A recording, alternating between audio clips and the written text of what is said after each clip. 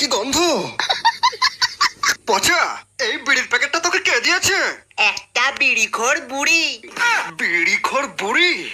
তার মানে আমার মা? এটা এটা মায়ের হাতের তৈরি বিড়ি? একই বিড়ি অন্যজনও তৈরি করতে পারে। নানন্দা, তুমি হয়তো জানো না, আমি কতদিন পরে এই বিড়িটা খেয়ে পেট ঝেড়ে হয়ে গেছি।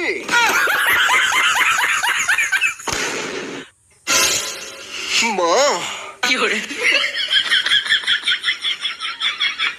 মা, তুমি জানো যে আমি তোমার স্পেশাল বিড়ি ছাড়া কিছু খেতে পারি না মা। মা গো, আমাকে একবার একবার তোমার স্পেশাল বিড়িটা খেতে দাও মা। কতদিন আমার পায়খানা ক্লিয়ার হয়নি মা, একবার। মা, তুমি আর বাবা যখন হানিমুনে গিয়েছিলে তখন একটু খৈনি কিনতে গিয়ে আমার বাবা সিঁড়ি থেকে পা ফসকে পড়ে গিয়ে সেই জায়গায় চোট খেয়েছিল। এই কথা তুমি জানলে কেমন করে?